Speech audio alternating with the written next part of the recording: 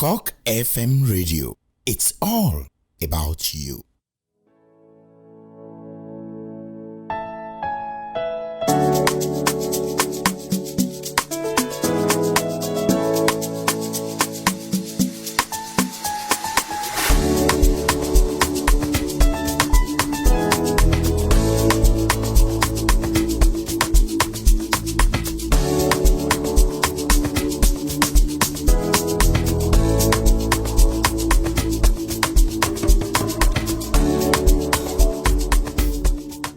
Hello, beautiful people. Thanks for joining me on Closer Look on CockFM Radio. Today on the program, we do our best to put issues affecting us as a people into proper perspective.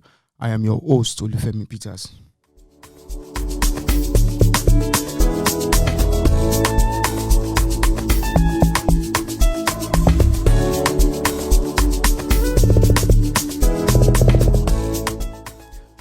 Now, I am not alone in the studio. With me today are Tola, Funke, and Olawale. Today, we're going to be looking at the developing situation. It's a developing situation because it's something that is still going on.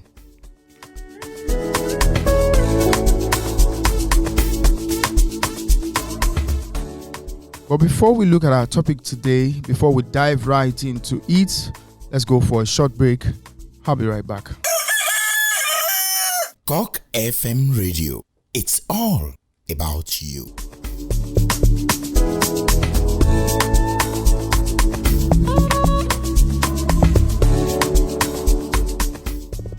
Welcome back. You're still listening to Closer Look on CockFM Radio. Today, like I said, we're going to be looking at the developing situation.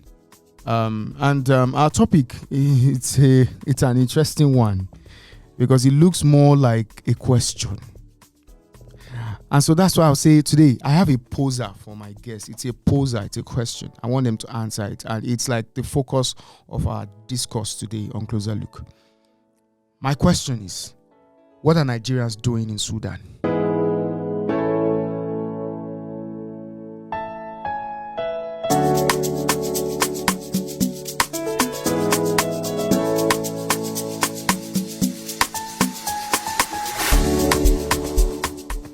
Yes, that's the question, and of course, that's also our topic today. I think we need a bit of context here.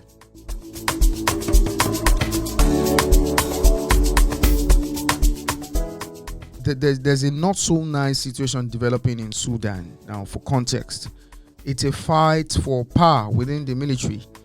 The power tussle is going on between the Sudanese army and the paramilitary rapid support forces.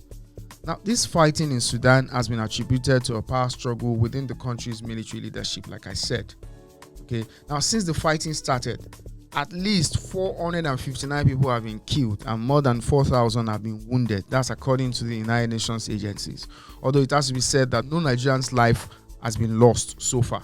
The federal government has already commenced the evacuation of over 5,000 Nigerians, including students that are stranded in Khartoum and other cities in Sudan. Khartoum is the capital of Sudan. And I think the plan is to immediately rescue 3,500 Nigerians, including students, who will be transported in buses to Aswan in Egypt.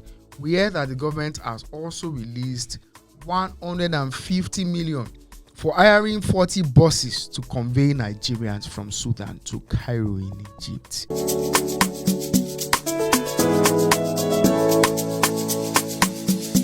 I want to ask Tola, what are Nigerians doing in Sudan? That's my question. I don't have any other question. Just that one question. What are Nigerians doing in Sudan? Let me just take it as the love of, traveling out of the country. Yes. Then they'll say, where is your child? Omweda is overseas. At least when you tell people that you're in Sudan and you're not in Nigeria, at least you're living a better life, Abi. Anywhere aside Nigeria is fine. There's nothing Sudan can use to compete with Nigeria to match this country. Those people in Sudan don't share that opinion with you. If they felt Nigeria was better, they would have stayed put in Nigeria here. So definitely Sudan is better. To them, it might be better to them. Ileni, right? It might be better to them, but with world record, Sudan happens to be one of the poorest people. They are living in hardship, as in abject poverty. That's their livelihood standard over there. So what are Nigerians doing there? I don't know. We have over 5,000 students in Sudan. That's according to statistics. That another thing that we need to know is that generally now we have about 7 million Nigerians that are resident in Sudan. 7 million Nigerians in Sudan. Now, research says that the vast majority are engaged in farming, while a handful of them work for the country's government. Sudan is also a destination for young Nigerians seeking opportunities for work and study. We also have footballers, Nigerian footballers, that are playing in the Sudanese league to get on the radar of European scouts and hope to ultimately move to Europe. So I think the thing is that they see it as a means to move to Europe. When you're in Sudan, it's easier for you to navigate other countries. It's easier for you to move to other countries. And some of our footballers, yes, talented footballers that do not have the platforms for their talents to thrive here, go to Sudan to showcase what they have because they know they have better opportunities there. Funke, you want to say something? Thank you. You know, generally Nigerians, we are hustlers. Anywhere. The hustling spirit. Thank you. So I think they are trying to strive out where to make it Sudan for is, greener, Sudan for is greener where you go to for No, now hustle. Sudan might actually lead them to their destination. Maybe from Sudan they can navigate to another advanced country. Yes.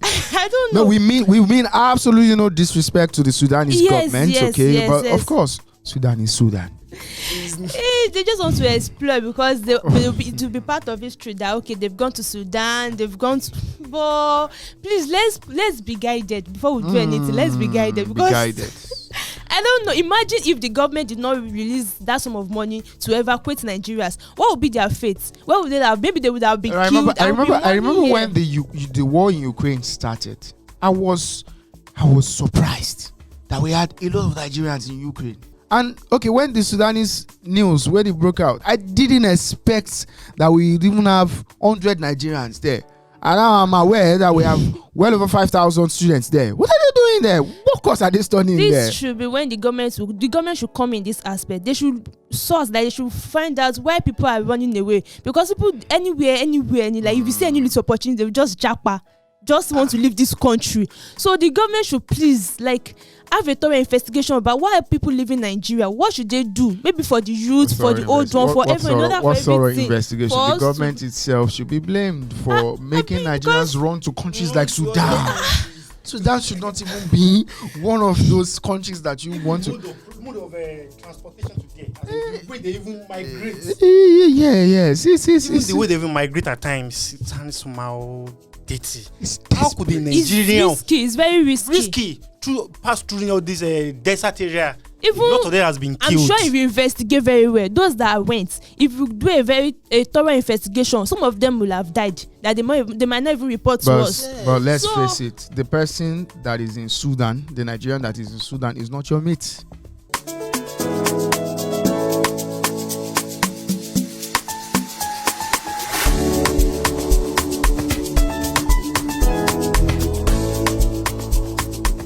But now the reality is that in Sudan, a 5-year program is a 5-year program. You don't have to do a 5-year program in 10 years. In Nigeria, some people have been studying a 4-year course for 10 years. So maybe Sudan is better.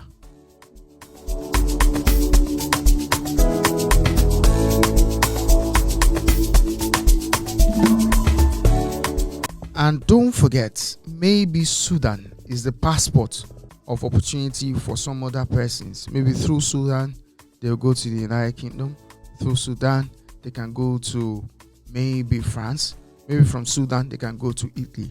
So maybe Sudan is that step, the first step that they will take into that, ideal life that they want to live.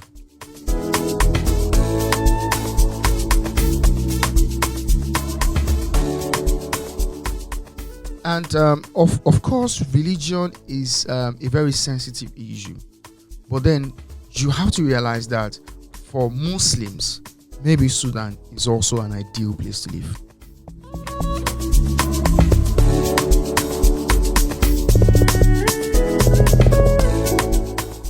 And also, maybe Sudan, for some persons, maybe it's a peaceful place. It's not a place where you have to be worried about Boko Haram. It's not a place where you have to be worried about kidnapping. It's not a place where you have to be worried about bandits. It's not a place where you have to sleep with one eye closed and one eye open.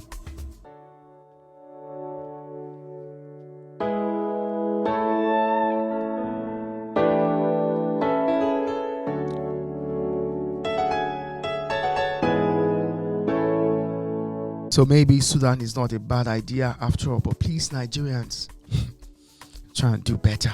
All right, that's all we can take on this week's edition of Closer Look on CockFM. I am sure we've all had a very interesting time on the program today. I'm sure we've all had one or two things to learn from our co-discussant. My name is Olufemi Peters, your host.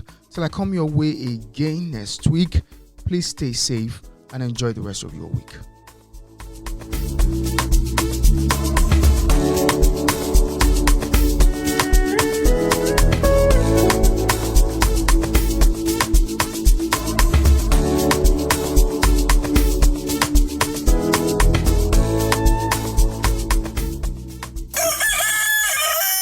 CockFM Radio. It's all about you.